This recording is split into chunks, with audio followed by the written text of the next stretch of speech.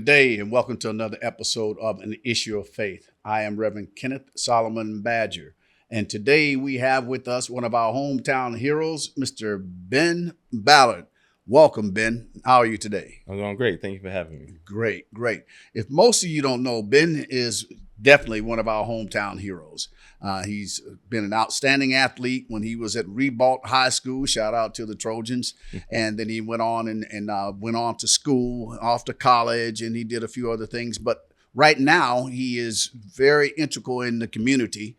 He is running a few foundations, not one or two, but a few foundations. He is also very involved in our youth.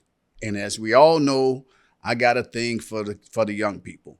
So, Ben, why don't you tell us a little bit about yourself? Give us a little background on you and you being hometown, Duval raised, born and raised. Born and raised here in Jacksonville, Florida. I have 4 sisters. I'm next to the youngest.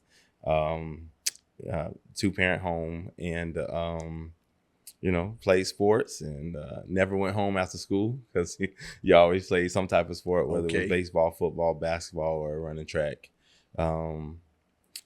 After playing high school, we got highly recruited, and then and that was one of my goals, to get highly recruited. Then went off to college. I chose Bethune-Cookman University over a lot of Power 5 schools, they would say now, which was a little controversial then, but it wasn't for me. It was a faith walk, like you would say, believing in, what was going to be good for you. Okay. And so picking that college was excellent for me, just because of the, I would say, the magnitude of the classes. Right. That was the biggest deal. The athletes, we're all the same athletes everywhere you go. Okay. The difference between a Power 5 school and a smaller Division I or AA school is the line play. Okay. And I'm not a lineman, so it didn't really matter to me. But, going to college, playing and excelling and doing well there and getting my degree. That was the number one thing my mom wanted me to complete, was to get my degree. Okay. And I know we were just having a short conversation and we were talking about your choice of school. And as you said, there were a number of Power 5s, well, more than a number of Power 5 schools after you. You were a phenomenal athlete at Ribault High School. So therefore, with all of these people beckoning, knocking at the door, sending the letters, coming down with the visits, why Bethune? Of all of the places you could have gone to school, why this HBCU? That's a funny story. A lot of people ask that. And I've only told this story maybe a few times, and so I want to share this. In high school, in my 9th grade year, I played varsity, and we went on to a college campus for the summer to do, play 7-on-7 tournaments and things like that. Mm-hmm. Not to the magnitude they are today. Right. So it's a different but it was a team. Right. It was a team 7-on-7 where your whole team went. And so we went, and I excelled at Bethune-Cookman College at the time. And they took me in the coach's office, and the head coach, Alvin Wyatt, who I'm still thankful for today, I still have communication with today, offered me then. And I didn't understand the offer at the time. Okay. He was just saying, hey, you can come and play here. And I didn't have good speed then. I wasn't the best athlete then. I wasn't definitely as hardworking as I am, when I became a junior and a senior. And so they offered me then, and I had no other offers. Sophomore year goes by, junior year goes by. I run my 40 for Florida State and a few other schools, and I guess the 40 time was fast. Yep. Letters came from out of nowhere. Clemson offered, North Carolina State, and all these, Iowa, Notre Dame, and so it's just huge schools. Right. University of Florida, all of that, right? And so it wasn't until I was walking the halls one day, and one of my teachers, Mrs. Ellis, she pulled me aside and she said, hey, and I had been struggling for about 2-3 weeks trying to figure out what school I was going to go to. My mom has always been, hey, it's your decision. You do it yourself. Right. I'll support you. You're my son, but I'm not making a decision for you. Good. She's always been like that with our family, with my sisters and me. My dad is the same way. Hey, it's your decision. You do what you want to do. Great parenting. We support you, but it's your decision because you got to go to college. You got to go to class. Exactly. And you have to go play on that team and everything. And so they always let me do it, which was amazing for my parents. Shout out to them. And so Miss Ellis said, you struggling with something, and the Lord told me to tell you. That was one of the few times somebody told me early on, the Lord told them to tell. Right. And I'm a spiritual man. And so being in church and all of that, just understanding her saying the Lord told her to tell me that I need to go with my heart and my decision that I want to do, not what my friends and everyone else around me wanted to do.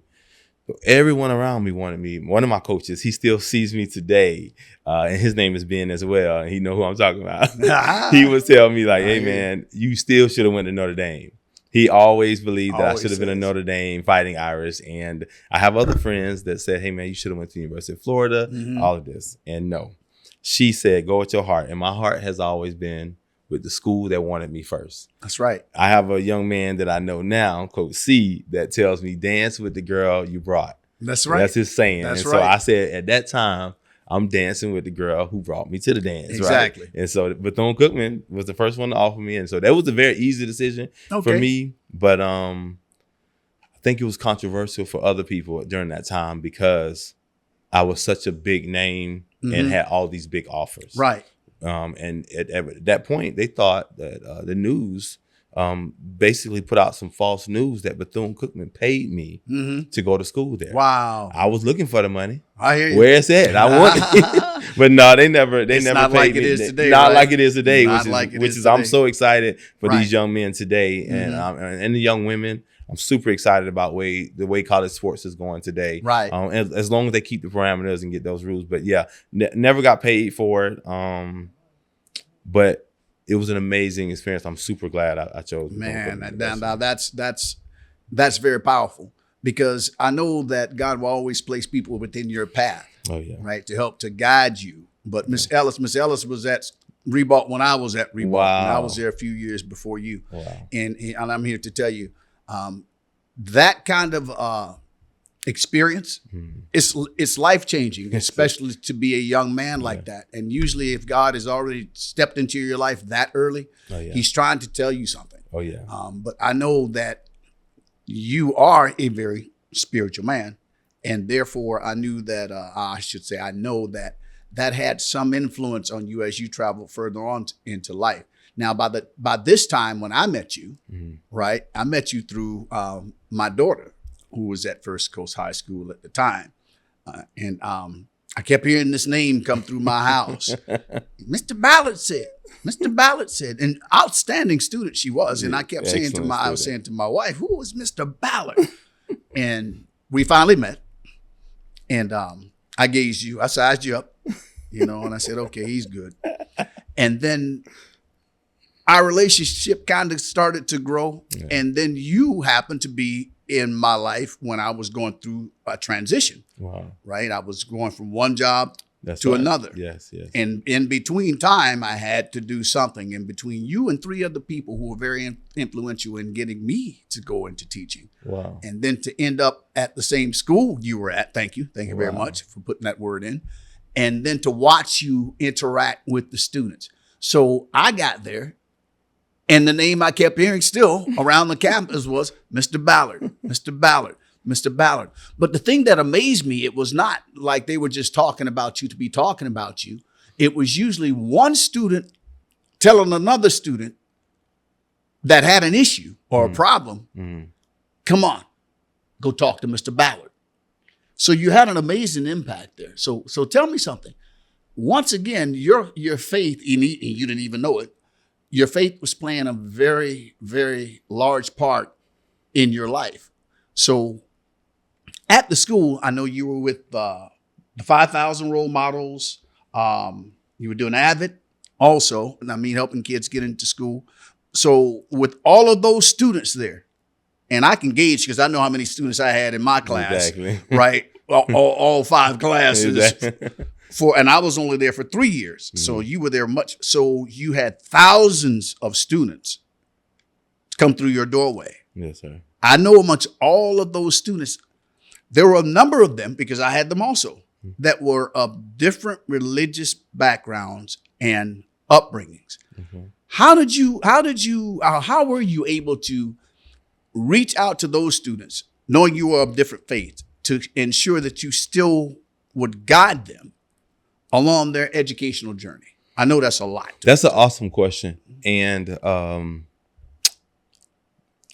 I think it was a motto I kind of grabbed from a friend of mine. He passed away now. but his name is Jimmy Kirk, and he has this uncanny ability. He had it when we were working together. We ran summer camps and things like that. Early on, when I was in college still, I would come home for the summer and work at summer camps, and he would, I watched him, and he would tell everyone. He told his mom, he told everyone about me, and I didn't find this out until he passed away, that he looked up to me. Wow. But he doesn't know. I was a college football player, getting ready to go to the NFL, do all this stuff. But I looked up to him at how he responded and worked with youth and kids. I mean, every kid.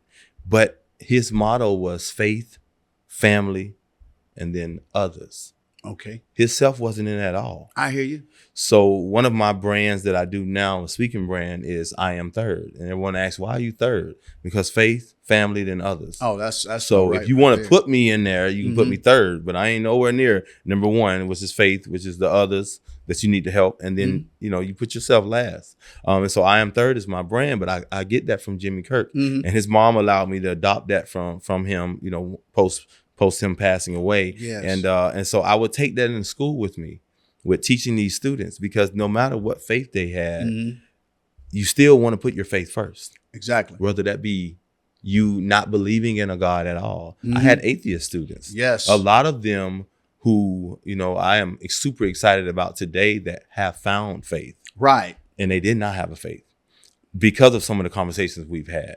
A lot of students who are of different other religions still believed in a faith first. Right. Then others. Right. Family, then others. And so just using that motto, it was being transparent with them. Everyone doesn't have to be a Christian. Exactly. To still love your neighbor. Exactly. Right. And I always told them the three things I talk about, where God is the ultimate judge. Yes. You cannot judge if you're a human being. Right. And then I tell them, you can't save anyone unless you Jesus Christ. Right. He's the only one that can save you. And then for us as humans, love your neighbor. That's all the scripture tell us to do. Right. Love your neighbor. So don't judge anyone. Don't try and save them. Just love them. That's it. Right. So I had students that were homosexual, lesbian, who they got all these different names now where they like both sexes and things like that.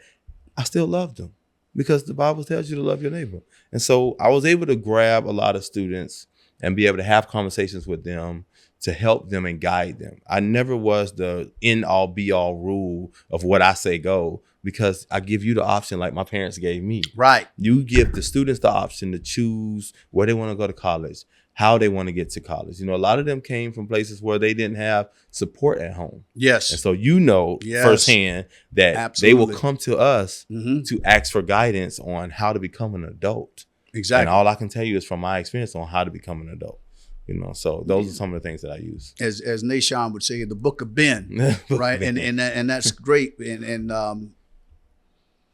I love the way that I used to watch you with your students, and I'm gonna admit it too. I modeled a lot of my teaching after what I saw you do. Wow. I didn't have the big couch in my room like you did. I mean, it was crazy. I mean, the first time I go into Mr. Ballard's room and I open the door and I'm like, man, really? Seriously? He's got students in there all on the couch, but it was such a relaxed atmosphere, which also made it learning a lot easier for them. They were able to be creative and to be themselves. And I took some of those things and modeled them into my teaching style.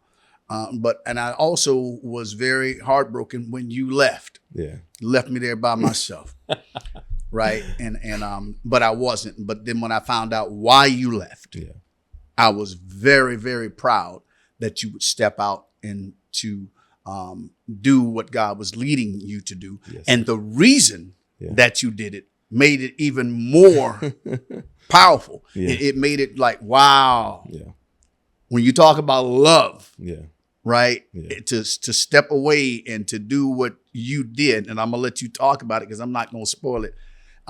So tell us about when you left First Coast and you went on to form the Taylor Belle Foundation. That was probably I would not say the hardest decision of my life, but it was challenging because of the relationships you build with children, right? With youth, young adults. Oh, yeah. And they're growing, right? Yes. the hardest thing is leaving them. The school system, the adults, they can get over it. They grown-ups, right? But the youth and the kids, the interaction with them every day, that was the challenge.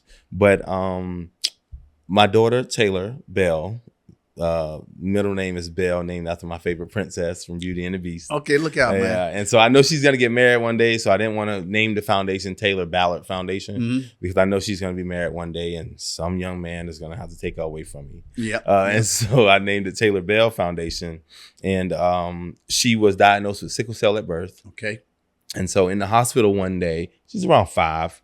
She has tubes in her mouth, in her arms, you know, they're doing the IVs and all of that. And she has to go through a procedure that kind of broke my heart, but she has to get it done for her to stay healthy. Correct. It's a non-negotiable for me. Doesn't matter. I'll live on the street as long as she's alive and she's okay and doing well. I go outside to take a break, and a young man and a young lady is out arguing about the same procedure for their child. And I was just heartbroken because they look well put together, dressed nice, and you know, all of that. But they were discussing the price of the procedure. Wow. That changed my whole perspective. That broke my heart because it doesn't matter to me, you know, what the price was. I hear you. She's going to get it done so she can be alive, right? There is no price for her life. You know what I'm saying? So that hurt me. I went back in, and Taylor's mom at the time was my wife then. We discussed it and we were talking about it. And I was just telling her how heartbroken I was. And Taylor, I thought was asleep. She rolls over and she says to me, "What are we going to do about it?" With tubes in her mouth, wow, IVs in her arm and all that. And I'm thinking, I don't know what I'm going to do about them not being able to support their bill or whatever it is that's going to cost them. It didn't hit me. A few days later, we're at church. The pastor's up preaching. And this is what I mean, a faith walk. I've never seen angels. I've never seen all of this stuff that somebody else may have written in books and all of that. But the pastor was up preaching and walking. And behind him was a choir. The choir went black. Everything behind the pastor was dark. And I started seeing flashes of these children, kids. And I saw a photo of Taylor. That's the photo of now on our website. And I saw the name of the foundation. I saw the logo, which is the T and the B with the butterfly. And I'm still shocked. Everything goes away. Pastor's still preaching. And the next day we go, it's a Monday. I go form the nonprofit organization, the 501c3. I get it all done, and we started to help families in the hospital with their bills. And what we found out shortly after that is families don't want you to know their business. Right. They don't want you to know they can't afford these medical bills or whatever it may be. And so at that time, they didn't have procedures in place where you can just donate to families and take care of it. You had to get their consent and certain things like that. And so we had these dollars sitting there, and my board was like, "Hey, well, we're not just sitting on money. We need to get it going because, you know, your fiscal year is up. What do you want to do? What's your passion?" I'm like, well, going back to my friend Jimmy and running summer camps. Okay. I want to run my own summer camps. Right. Do my own after school programs. Do anything helping youth. And so that's when we started developing the real true meaning and purpose behind Taylor Belle Foundation, was to empower the youth and give them a holistic look on life, where we have workforce development now for teens to help them get jobs, help them understand the abilities that they have so that they can be excelling on their jobs, not just having a job. Teen travel over the summer. We take around 25 to 30 teenagers internationally. So Greece, London, Paris, Italy, we've been to different years. Next year, 2026, we'll go to Paris, which is amazing. We have about 28 students signed up for that. Then we have summer camps, which is our big deal, which everyone knows us for. Our summer camps. And what stands out with summer camp is we have these STEM programs, we have STEAM, we have art and dance, and Nashawn Nix will come and do martial arts and things like that with the kids. And then we also have sports. You know, I'm gonna have to have sports. Oh yeah, Mr. Athlete. Yeah, they have to have sports involved, but it's for the whole kid. So not just a student who may not ever want to do anything outside. They still can come to the summer camp because we have American Sign Language. Yes. We have a doctor who's teaching that. Okay. We have chess that she's teaching as well. Mm-hmm. We have board games. You know, we're learning everything a child could want is in this. We have mental health rooms. Yes. We have reading enrichment programs, which is huge for that summer learning achievement, that learning gap. Yes. And then also we have math enrichment as well. So the whole child is being developed.